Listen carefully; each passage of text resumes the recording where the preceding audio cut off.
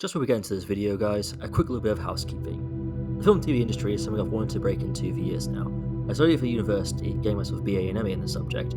Sadly though, trying to find work has been next to impossible, which is why I created this, my website. It's been up for a few years now, and the idea is to try and find more work within the film and TV industry. On it you can find my portfolio, as well as my showreel and much more. All I need from you guys is to share it around as much as possible, but only if you enjoy the videos. The more you share, the more videos I will make for this channel. You don't have to be a regular viewer here, and you don't even need to subscribe, just share the website around and I'll be happy. Now, on with the video. On today's episode of my Isolation podcast, is this the end of physical media? Yes, it probably is. But let's talk about it anyways. Listen in and let's discuss.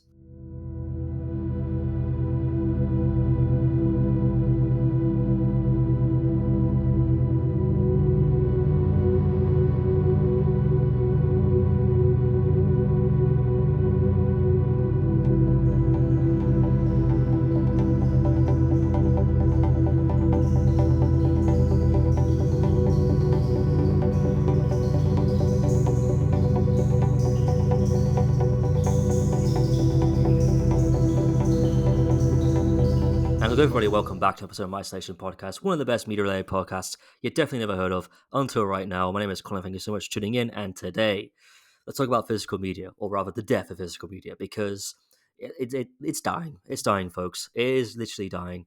I'm really sorry to be the bearer of bad news, but it is fucking dying. Well, for certain media industries. But let's talk about mainly focus on the film and TV industry, shall we say, for this discussion. But yeah, so let's talk about the death of physical media, because it is something that, unfortunately, I think a lot of us, myself included, have slowly, surely come to terms with the fact that this is probably going to happen eventually. There'll be a point when DVDs are just not going to be sold anymore, regardless if it's a Blu-ray, a 4K Blu-ray, or whatever. It's not going to happen. There'll be a day when they disappear on the shelf, and that day is slowly starting to come. It's slowly starting to get here, but it is slowly starting to come. And this, I mean, of course, this happens every few decades. You enter VHS, DVD took over VHS, Blu-ray took over DVD, and now probably streaming is going to take over Blu-ray. It is going to be it is slowly dying, unfortunately, and there's nothing else we can really do to stop it, except for maybe buy as many DVDs as we possibly can. Like, we can try, but I doubt it. I doubt it very highly. So let's talk about it. I mean, the death of physical media has been slowly coming for a while now. I mean, back in, like, I want to say it was back in probably the early 2010s is when it really started. Physical media was still a thing. People were still going out and still buying DVDs, Blu-rays, games. But slowly but surely, the digital era was slowly starting to come in. You had games that you could only buy digital copies of. Um, just like films as well, Netflix as well, Amazon Prime Video as well. They went from delivering DVDs to your house to then delivering it straight onto your TV, and then that kind of just changed the game overnight, literally. And after that, it was just a matter of time before everyone now has a streaming service. Disney's got one, Amazon's had one. Amazon had one years before Disney did, but still. HBO Max, you have Crackle, you have in the UK, you have ITV, you have a lot of catch-up services that end up getting turned into streaming services like BBC iPlayer, ITVX, which started off as ITV Player, but then got rebranded. And then you had Channel 4 OD. But yeah, you have all these streaming services now where you can just watch on your TV. I've got a smart TV recently. I've got all the apps I need on there. I still got my Blu-ray player. I can still get all my Blu-rays. But unfortunately, like, it's getting to the point where it's just like, like I just, yeah, even I'm not using physical media as much. I mean, almost most of my Nintendo Switch games back there are. I mean, you can't actually see it because this is audio only. But on my shelf behind me, I've got all my Switch games. Most of them are physical copies, and I wouldn't have it any other way. But I do want to talk. But yeah, I mean, it is dying, unfortunately, after the whole digital age and streaming wars and stuff like that got into gear. And I was one of the very few people who didn't think streaming wars was going to last. I actually thought by the end of the 2020s, streaming was going to die off, and that it was actually just going to be another gimmick. like 3D or motion controls or something to that end. But no, I was wrong. I was wrong. Streaming is going to be the winner. And there's there's positives, but there's a lot of negatives though. Like positive wise, it's a lot more convenient. Keeping up the times, and again, you can just turn on your TV and it's just there. You just click the button and then that's it. Um, but at the same time, though, there was something very special about having physical media. There was something very special about having a physical copy of something. Regardless, it was a book, a game, a DVD, a VHS.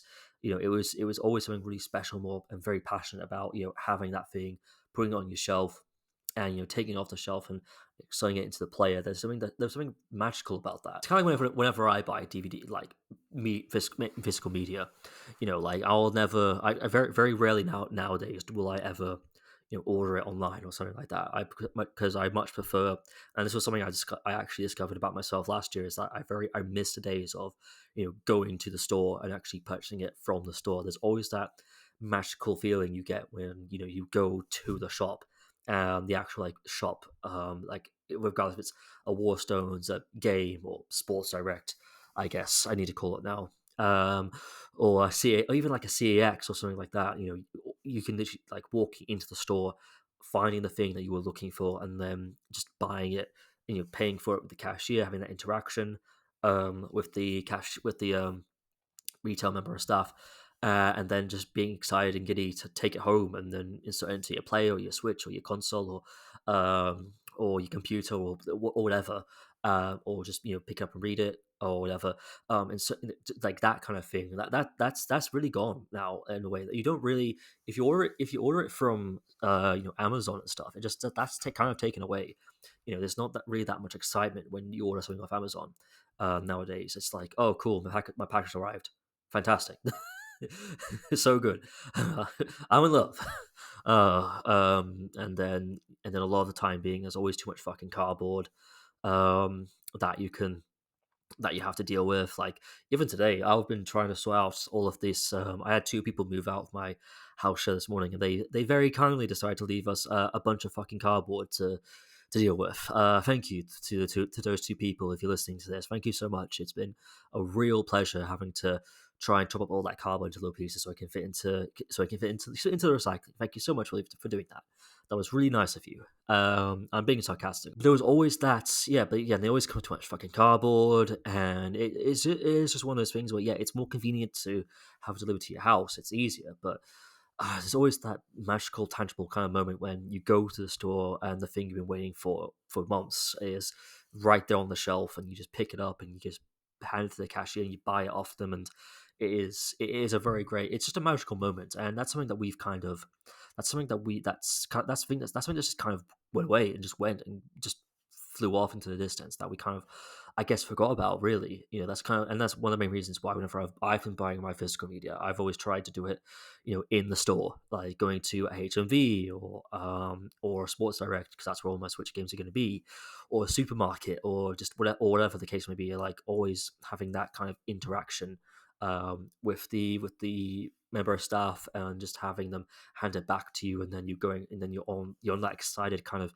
giddy trip home to get to finally have put the thing in the player or the console. It's just a magical feeling. It really is a magical feeling. And in the digital age now, it's just not that. It's just not that. It's just not that magical anymore. Like recently, I brought. Well, not recently actually. This was back in 2022. I actually brought. What did I buy? I actually brought uh, a game, New Super Lucky's Tale. That was it. That was the game I brought. From birthday, February 2022, and I was really looking forward to it. I watched multiple YouTube videos about the game, and I really wanted to try it. It just looked like a fun little platformer. I ordered my copy. I think I might have ordered off Amazon actually. Now that I think about it, it was I either went to the store and bought it, or I ordered off Amazon. It was either one of those two. Anyway, so I finally, no, it was Amazon. Yeah, yeah, I did order off Amazon. This was back before I realized, educated myself in the magical moment of buying it from the shop. But still, I bought it off Amazon. It came. I couldn't wait to get it. I opened it up, and in it was a little piece of paper with the digital code on it. And I was just like, well, that just sucks the fucking fun out of it.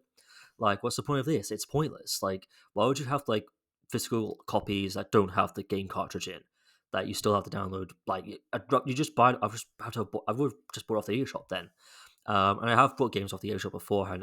In fact, I think two of my Switch games are primarily eShop based ones. That being Crash Bandicoot Insane Trilogy, because that was on sale during the pandemic, and then Tasmanian Tiger HD, because I think I was given a couple of Switch gift card vouchers, 50% off vouchers. I got two of them, and I decided to use them to buy Tasmanian Tiger, because it was a franchise that I missed out on when I was growing up in the mid 2000s.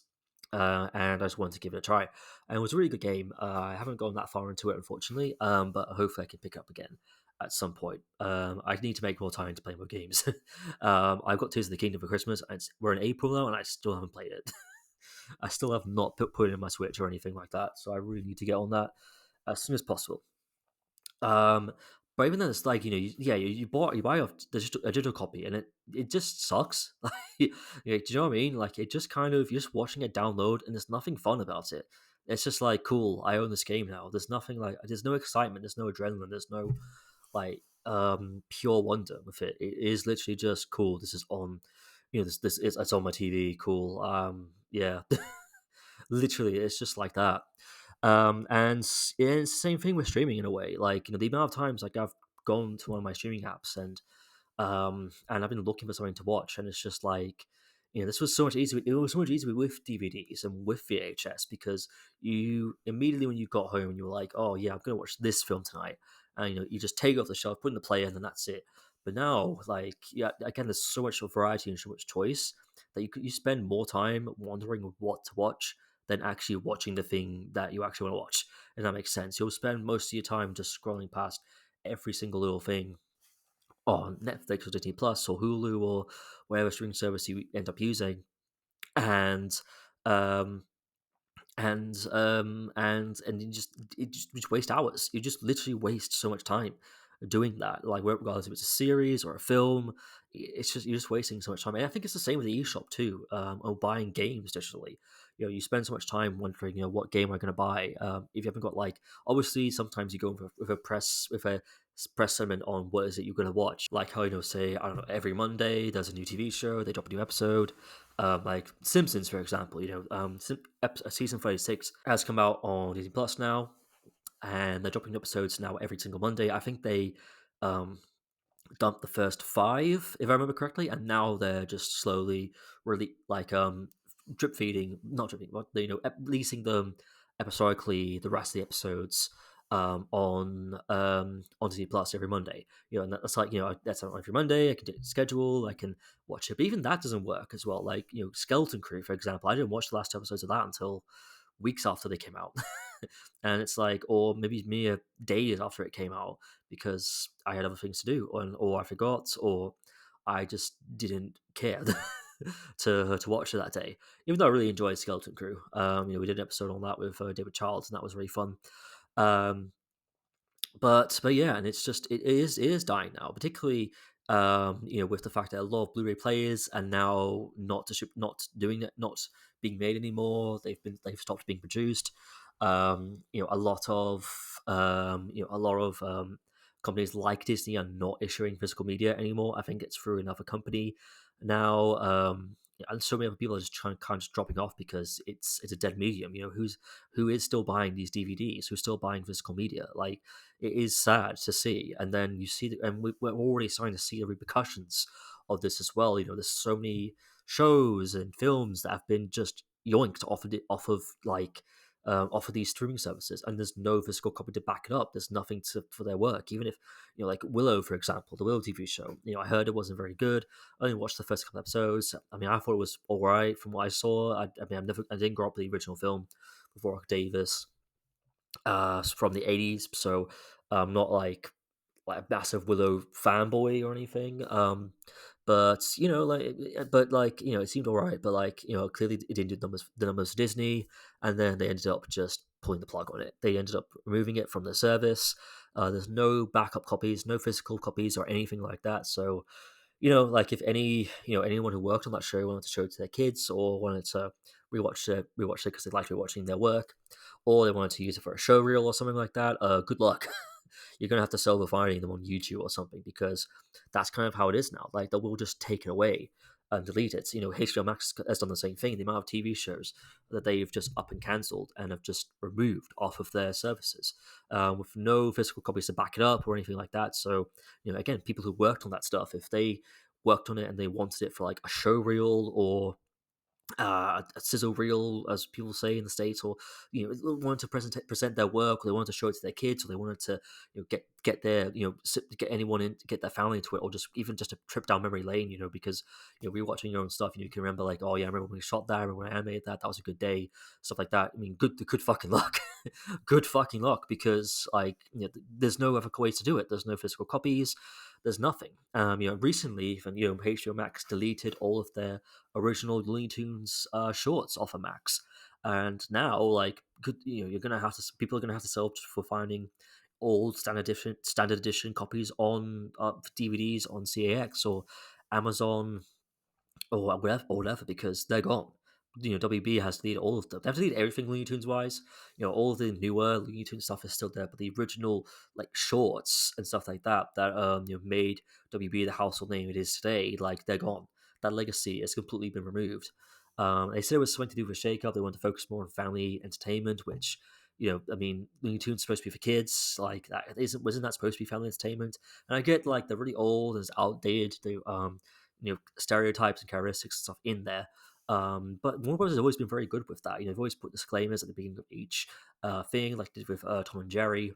All like when they've re-released old Tom and Jerry cartoons on DVD and stuff, they've always managed to, they've always managed to to put disclaimers on there, saying this is what it was like at the time, blah blah blah, that kind of thing. So I don't, and even Disney has done that now with like some of their like TV shows and shorts and old films as well, like Dumbo and stuff like that. So like it couldn't have been that thing as well. I mean, there's a whole like story about how WB wants to actually sell the Looney Tunes for because I don't know why they want to get rid of them. Because I guess they hate them. I mean, they've not been very kind to them. These last couple of years, like with Kairos' Acme getting delayed and only now finally getting a theatrical release as of yesterday, because Ketchup Entertainment brought them as of yesterday, because I'm quoting this on April 1st. Happy April Fool's Day, by the way, I guess. To get back on topic, but yeah, like there's so many like things that this can get deleted and removed, honestly, and it's a hard time to be a creator because your work can literally be just dead and buried now, way more easily. And don't get me wrong, like it's not like there's been films and stuff like that have been buried before. That have never been gotten a re-release. Old films that have never gotten a DVD release or have never gotten a Blu-ray release. The production company behind them have kept it quite quiet on them and stuff like that. That's happened beforehand. Like there's been lost media and stuff. But this is going to create a whole new problem of lost media. We're literally having TV shows that are being deleted from streaming services and never seen light of day again. Not even not even a VHS release. I mean, could you imagine that they go back to using VHSs? That'd be cool for nostalgia, but that would not work today. And yeah, it is a sad time to see. Because again, like physical media, it's always good to have a backup copy. It's always good to have something on digital. Don't get me wrong, but it's always going to be good to have a backup copy because that can be taken away in an instant. That can be deleted in an instant. Like going back to video games for a second there. Back in the day, digital games were cheaper than physical copies. That's what made them more appealing. That's why people skirted more over to digital games than they did physical copies. Because they were cheaper. Now they cost literally the same thing, if not more, and it's like, why are you paying for like the same price for a physical copy, despite the fact that this digital copy does not have a cartridge? It's on your system and it can be removed at any time. It can be deleted. It can be wiped off the face of the planet, face of the earth. Even the Switch's Nintendo Switch Online system has been doing that recently. A lot of NES games, well, not a lot of NES games, a few NES games have like gone off or been removed at some point, and there's no way to do it because again, it's not the virtual console where you buy them and then that's it, you keep them forever. No, this is literally like it's like once they're gone, and it's just like you could be halfway through playing Ocarina of Time for the N64 online service, and then one day Nintendo was like, "Nah, you know what? We've got a HD version coming out. We don't need this old crappy version." Yoink, and like it's gone, and that's your whole gaming experience done. There's nowhere else to play it. You can always try and find the 3DS copy, I guess, or emulate it and stuff like that. But even then, like, good luck. Good luck trying to find that online. And it is a shame. It is a shame that this is kind of the road we've gone down. But I guess it was to be expected at this point. I guess again, like I said, my main prediction for streaming was that I generally thought that streaming was going to die off by the end of the 2020s. I thought that it would be a gimmick, it'd be oversaturated, which to be fair, it kind of already is now, and we see a lot of streaming services, being shut down, people realizing it's not profitable. Um, Understanding that there's technical difficulties and that there was only going to be really three of them left standing. Like Netflix was always an obvious one, Disney Plus and Amazon would be the three that were left standing. But nope, like we're in the middle of 2025 and streaming is still very much alive. It's being very much prioritized, and it is crushing the industry like a brick. It is literally. It's like so many TV shows are being made for like big bloated budgets that don't need to be made and they don't need, and then they're getting cancelled after two series because even if a show does really really well, it will probably just still get cancelled. Either way, like even if it's a big hit, like they'll still pull the plug on it for tax reasons, money reasons. They can't afford to make another season. They didn't get the amount of subscribers that they wanted, so they've kind of just had to. It's a weird new era now, and it's like I miss the day. I'm going to be a little bit of a tangent here again, but I miss. Am I the only one who misses the days when TV was cheap? Am I the one who misses the days when TV was the cheap option? Like I hate what TV has become now. I hate that TV shows have the big budgets now and stuff like that. Don't get me wrong, like it's worked well for some shows like Game of Thrones, House of the Dragon, that Northern Lights TV show that they did for the BBC and HBO Max a few years ago, who had Daphne Keane in it as Lara.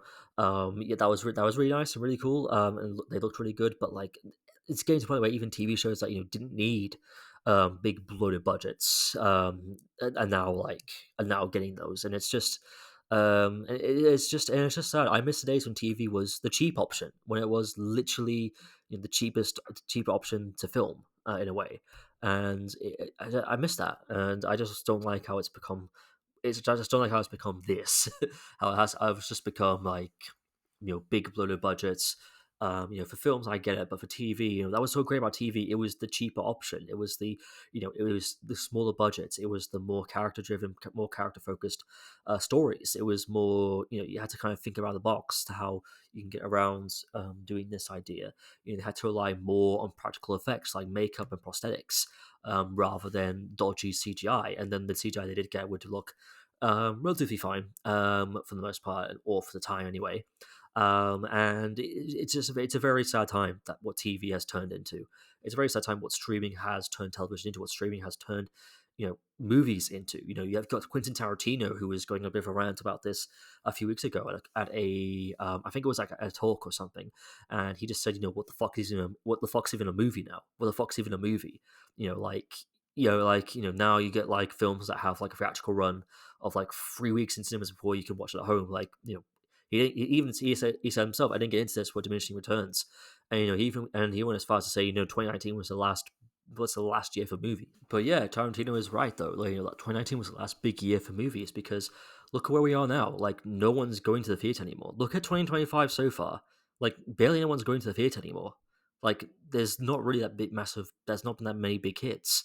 Things have come and just died out and bombed, and it is very shocking to see. There's not that much big impact, and hopefully, when we get into the summer season, it can be saved, because we've got quite a lot of films coming out during the summer. But even so, like, it's been a very very slow year so far for the movie theaters. Like, things are just not, even like 2024. Things were slowing down. You had so many great films that came out and just bombed for like no reason. Like Furiosa, like the Mad Max prequel, that bombed. How? Like, Fury Road was such a great film, and it was celebrated. It was unique. It was critically acclaimed, and and then you got a spin off, and then people just went, no. No, I'm not watching this. Even though, like, these are the same people who say stuff like, "Oh, we want more original films in theaters," but then these original films come out in theaters, no one fucking shows up. Like in the US at the moment, you got The Day the Earth Blew Up, the new Looney Tunes feature film. That it's just like week by week, it's been getting more longer theatrical run. But but even so, like people again, you've got pictures of empty theaters everywhere on like threads and stuff like that, and people just aren't turning up because these are the same people who said they wanted original films, but then the original film comes out and no one shows up. Nobody shows up, and people have just gotten more accustomed to watching things at home. And that's really sad because I fucking love going to the cinema. I know there's other things, factors as well, rather than streaming for that. By the way, like the cost of living is one of them because like I love going to the cinema, but I've only been to the cinema this year so far. I want to say twice so far. That one was to see We Live in Time. The other was to see A Real Pain, and that was it. That's the only two times I've been to the cinema this week. I was going to see The Legend of Orshi, the A24 film with the animatronic puppet, but it just didn't come out. It had a UK release date, but every cinema I checked just was not playing it for whatever reason, and that sucked because I really wanted to go see it. I really want to see Novocaine at some point because that came out in the UK last week actually. I would love to go see Novocaine because that film looks absolutely fantastic. I'm gonna have to wait till payday though to see because my bank account's not the best. Um, I am hopefully going to go see Mickey 17 this Thursday if I can, which would be nice. Which would be nice. But yeah, it is literally just it is literally just dire out there at the moment for the movie theaters, and but apart from the cost of living, I think people have just gone accustomed to watching things at home, like they did during the pandemic. I think, and it just sucks because again, I love going to the cinema, I love going to the movies, I love being in a crowd full of people. I absolutely adore that. Like that's my thing. That's why I love going to the movies for is watching it with the audience and experiencing the film with the audience and watching their reactions to it. And it seemed like we were getting back on track. To be fair, like 2021 seemed like we were all going.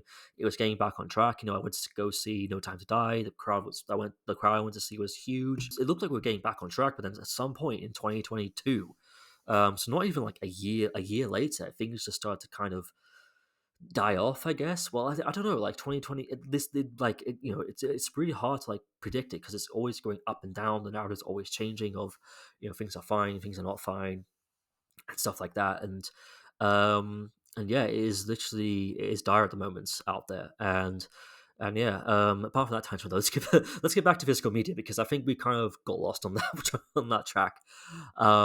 Yeah, physical media is dying though, unfortunately, and I think my new kind of prediction is that it will die off for films and television. I think give it a couple of years, there will be no more DVDs, no more Blu-rays being made, no more 4K Blu-rays being made, or any of that stuff. I think that, and I think it is happening. Like I said, DVD players are being not made anymore. Most DVD companies have dropped out of that race. Um, there's no, most DVD companies have dropped out of that race, unfortunately. Closed up shop and everything like that. And yeah, so I think it will for movies and stuff. It'll die off. For games, though, obviously, like with a movie and stuff like that, it disappears. There's a chance it could come back on streaming. You know what I mean? There's a chance that a streaming service could pick up and save it, unless it's like an original film that gets removed or something like that, or even an old one that gets removed. There's a chance though that like another service could pick it up and save it. For a video game, though, I mean, good luck like trying to find like an official release that's not been discontinued or not stopped being made or produced or any of that stuff.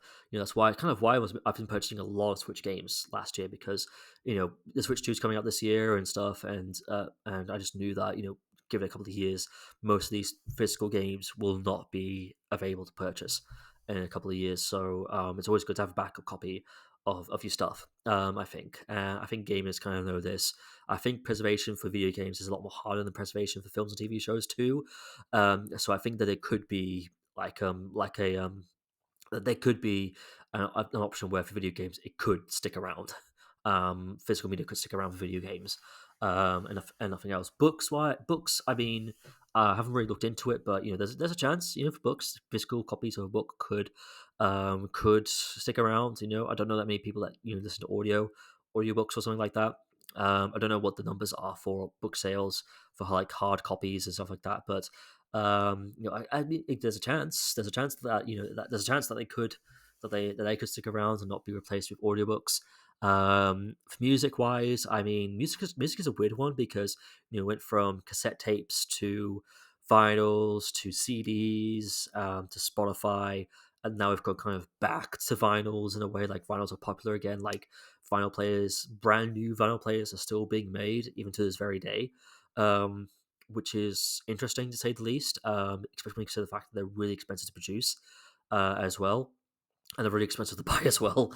Um, and yeah, but there's I mean, so music is definitely an odd one. With that one's kind of gone back and forth on what's happened with that kind of stuff. Spotify, but I think you got sites like Spotify and YouTube too, where people can just listen to their music on there. Especially Spotify, where you can listen to it for free, or you can just listen to it, pay for like removal of ads and stuff like that, as well as for podcasts and stuff like that as well. Which reminds me, I need to find a way to get my podcast on Spotify. I know it's like uploading and stuff, but it's time consuming. It's time consuming. I see it for that. I'm joking. I will do that eventually at some point when I have enough free time. When I have enough free time to do it. But yeah, I think maybe for music it would. I think maybe for music it could stick around for a little bit longer. But I can't. There's no guarantee, and there's no guarantee for any of this either. By the way, we're in a very weird kind of state of mind at the moment where, I was saying now physical media is dying off, but for all you know, physical media for films and TV could be built back up again. Like people could maybe start getting sick of paying loads of money for streaming services a month, and maybe just go back to buying physical copies of their favorite TV shows.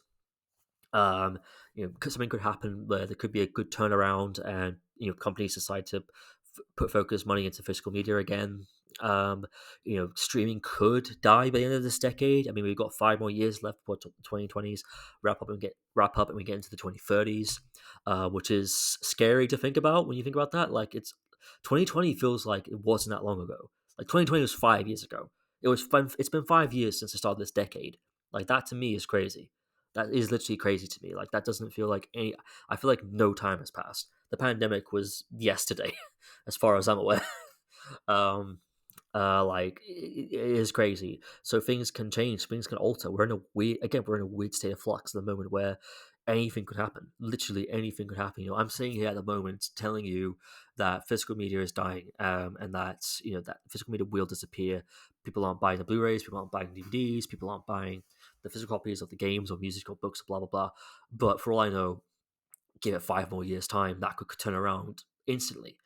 Could turn around in a year. Like we didn't think that there was going to be like an actors or writer strike, and it happened. We didn't think there was going to be a pandemic, and it happened. And again, we cannot. This is one of the reasons why commenting on things for the future are really hard to predict, because things can turn around and change drastically. A lot of stuff can happen though.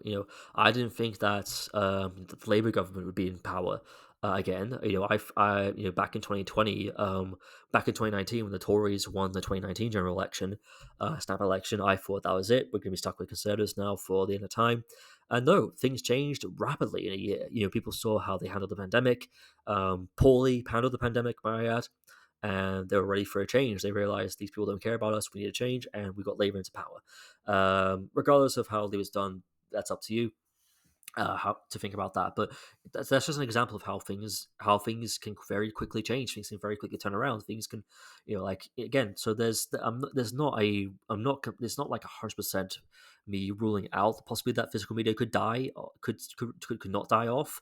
But as of right now, as of today, the 1st of April, 2025, physical media is looking that physical media will be dying. And give it, there could be maybe in 5 years' time, we're all going digital, and we've all got to get used to the idea of all of our shows just disappearing off the face of the earth, all our favorite pieces of media disappearing off the face of the earth, and more great legendary pieces of media going missing and being lost to time. And that is everyone. That is a very bleak ending to this episode, where I try and be as upbeat as possible in this podcast, but that's a very, very, very bleak ending to this episode. But yeah, thank you so much for tuning in. If you did, It was a bit of a short one this week, but next week will be next month, next year will be next episode will be a very long one, because next episode I'm doing the DCEU. I just gotta get my guests sorted out for that podcast episode lined up. I have to rewatch Man of Steel again, which I'm really terrified to watch again because I've got a feeling if I watch it again, I'm going to hate it because I love Man of Steel when it came out, but it's been years since I last saw it, and given how DCEU went, we'll find out. Now I've also got to watch Aquaman: The Lost Kingdom because I want to see how it began, how it ended, and compare and contrast those two. And so that's the next big one. The next big long one, next big long podcast is going to be the DCEU. It's going to be an interesting one, probably a lot more interesting, a lot more maybe slightly up more beat than this one. Let's hope so. But yeah, everyone, thank you so much for tuning in for this episode of My Isolation Podcast, and I will see you whenever I see you next.